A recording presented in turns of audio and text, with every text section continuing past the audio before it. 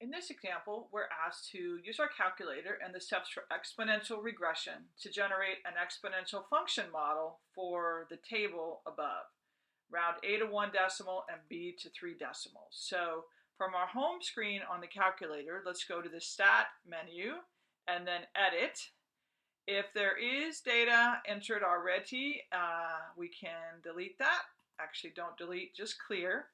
I'm going to scroll up using my arrow keys to the top of the column, press clear, and then enter.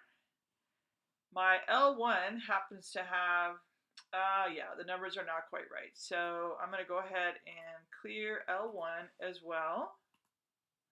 And then I'm going to enter the data from the table into L1 and L2. So why don't you pause the video, do that on your calculator, and then come back and check your result.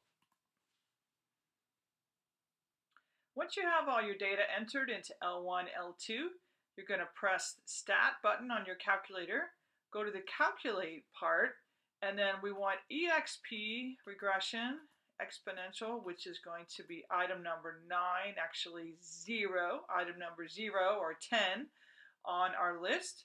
We're going to press Enter, and the information there is just telling me my X list, my Y list, L1, L2, which are all good. I'm going to press Enter a few times to get down that page to calculate. Here I have my information, so I can use that to write my exponential function model. So P of t equals, and we want to round A to 1 decimal place, so that's going to be 82.9, and B to 3 decimal places, so 837, 0.837 to the t. So now for part B, use your graphing calculator to generate a scatter plot and the graph of the regression equation on the same screen. Use an appropriate viewing window. So based on the data here, I'm going to use a window for input of 0 to 16 and for output from 0 to 130. So I'm going to start by going to my y equals. Make sure my plot is turned on. So use the arrows, scroll up to the plot, and then press Enter.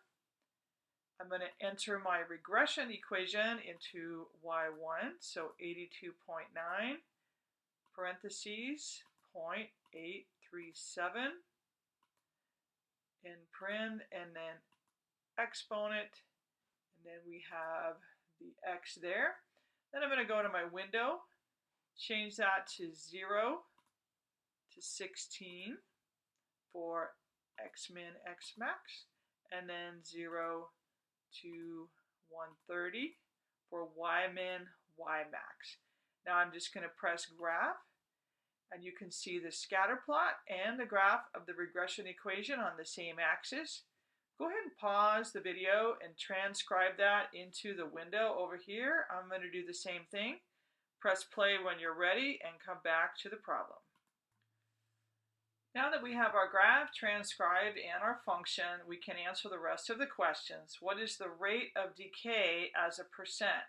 Well, R equals 1 minus B because this is a decay function, and that's going to be 1 minus 0.837, which is 0.163, which is 16.3%. So our rate of decay is 16.3%. Determine P of 20. So all I'm going to do is plug that in, plug in the value of t as 20. And if I work that on my calculator and round to 2 decimal places, I get 2.36. For part E, it says use your equation from part A to determine t when P of t equals 28. So what I'm going to be doing is solving the equation. 28 equals 82.9, 0.837 to the t. So what I'm going to do on my calculator is I'm going to go into y equals, I'm going to turn off the plot, So those little scatter plot pieces won't show up. And then for y2, I'm going to enter 28. My graphing window should be fine because my y max goes up to 130. So I'm going to press graph.